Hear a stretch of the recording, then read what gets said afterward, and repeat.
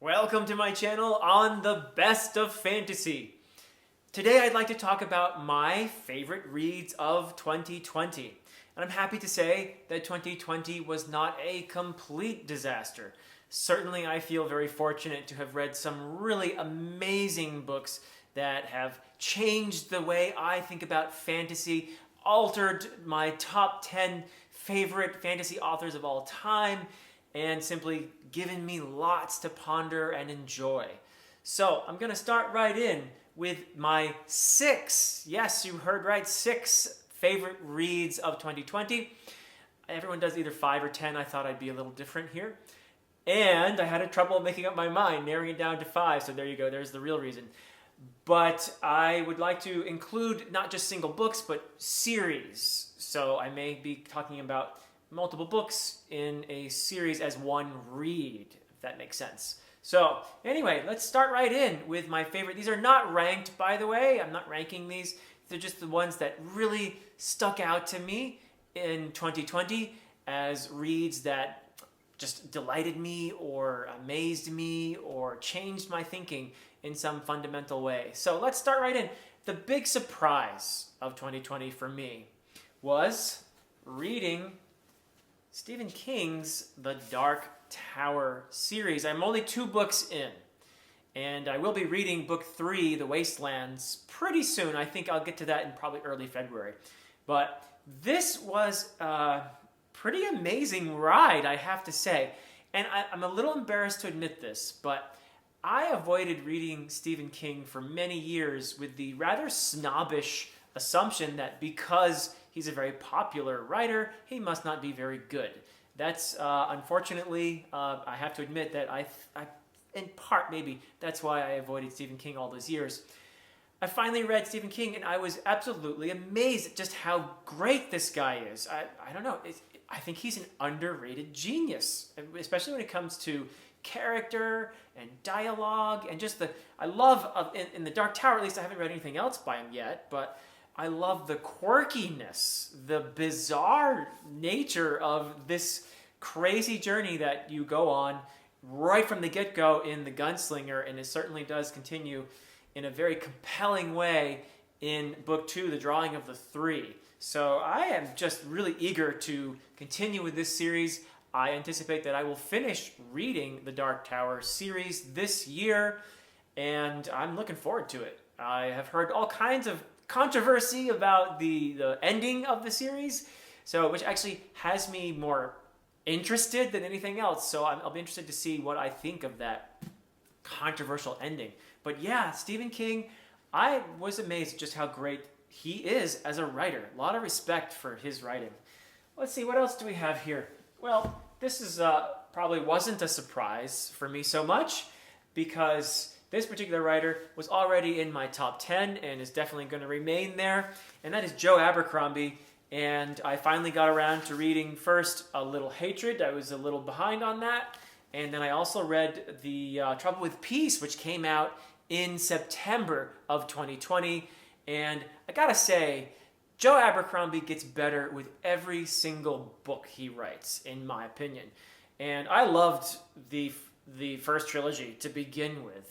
It's just, the character work is brilliant. His sense of humor is amazing.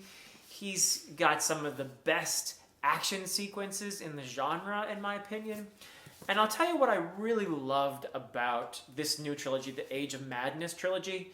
In addition to all that stuff I just said, which is still very much the case in Age of Madness, I really appreciated the introduction of some deeper themes in this particular trilogy that he developed in A Little Hatred and The Trouble with Peace. I thought there was actually a little more depth in this new trilogy than in his previous book, which I'm not dismissing those previous books. They are highly entertaining, they are wonderful, and there are some themes in there too, of course. There's a lot of revenge themes and other things, but I like the fact that Abercrombie introduced some other themes in The Age of Madness, including, these are subtle, but they're there. And there's stuff in there about immigration and sexuality and gender and just a ton of, I liked where he was going there, and I liked that he was very subtle about it as well. So very effective and just highly entertaining. A lot of fun. This author is, I think, anything he writes, I'm going to go read. And I'm going to go get it as soon as it's out. So Joe Abercrombie is definitely going to stay in my top 10. Who else do we have here? Well, I would say I would call this series that I read this year one of the most underrated out there that I've read. And this is a Malazan-related series, but it is not by Steven Erikson. This is The Path to Ascendancy by Ian Esselmont. And I apologize to anyone with a bit of OCD because I have, different size books here. I probably shouldn't even hold these up for you. But yeah, each one is actually a different size. I just get books as cheaply as possible. So that's why I got 3 different sizes. I don't have matching sizes. That's why I haven't done a bookshelf tour, honestly, because I've got, a lot of used books and a lot of tattered books and a lot of, different size books in a series. Anyway, apologies to anyone who is having a hard time looking at these 3 different size books in the same series. But read the series, especially if you're a Malazan fan. This is an amazing introduction, I think, to the Malazan world for potentially a reader who has not read the Malazan book, The Fallen, even by Steven Erikson. This is, I really enjoyed Esselmont's writing, and I think that he is a big-time underrated author in the genre. And this Path to Ascendancy is a fantastic prequel to the Malazan Book of the Fallen and Esselmont's own novels of the Malazan Empire. It introduces you to characters who have had a big impact on the Malazan world before those 2 main series got started. So it explains also the founding of the Malazan Empire and gives you great insights. So even if you're a person who has already read the Malazan Book of the Fallen, or even the novels of the Malazan Empire, you haven't read these yet, I highly recommend you read these. These are really well told.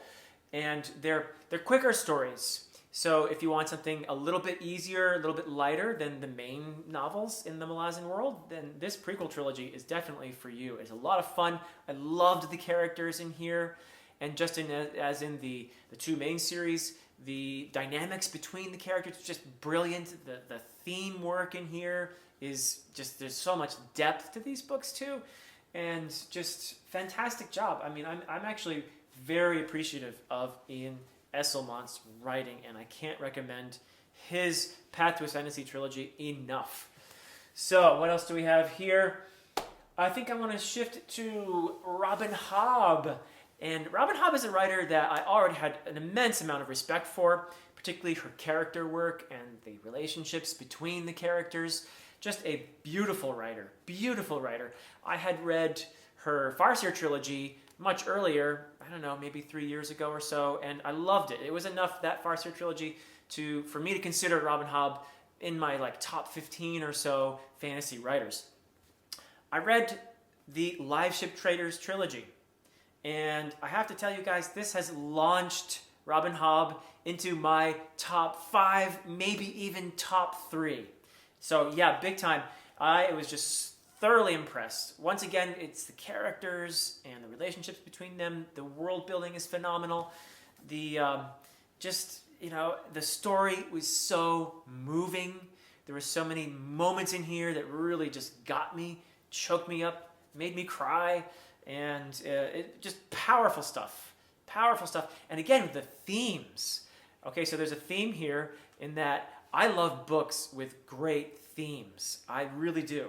And Robin Hobb, if you are interested in some depth, is a writer I cannot recommend enough, because she deals with gender issues, social issues. She deals with, just how life doesn't deliver the script that we have in mind for it, and just has an immense talent in bringing characters to life. They feel like real people that you can know, and you get attached to them. You really do. So Robin Hobb, I just can't recommend her books enough. I'm really looking forward to reading the rest of the books in the realm of the Elderlings. There's a lot to look forward to there, I hear. So what else do I have here? I have Steven Erikson. Again, sorry, different size books. I'll try not to hold those up, but I have Forge of Darkness and I have Fall of Light here. These are the first two books in the Carcanis trilogy. So this is a trilogy, in case you don't know, that takes place hundreds of thousands of years before the Malazan Book of the Fallen. So this is another prequel trilogy, much, much, much older. And it tells the story of the Teist, who eventually become the Teist Andi, and the Teist Leosan, and the Teist Idor. So these books are for me personally, they represent a huge breakthrough in my understanding of Steven Erikson's writing. And I truly appreciate the journey they took me on. This trilogy's not finished yet. I believe that Steven Erikson is now, or soon, going to be working on the third book in the trilogy. I think it's called A Walk in Shadow. I'm very excited for that. And it's just, talk about themes. Again, it doesn't get deeper in terms of themes than Steven Erikson. And I really, really love what he does in here. And I was talking about that breakthrough that I had when I was reading these two books, just in terms of, the perspective that Steven Erikson takes when he is writing. And this is something that initially gave me a little bit of a hard time when I was reading the Malazan Book of the Fallen.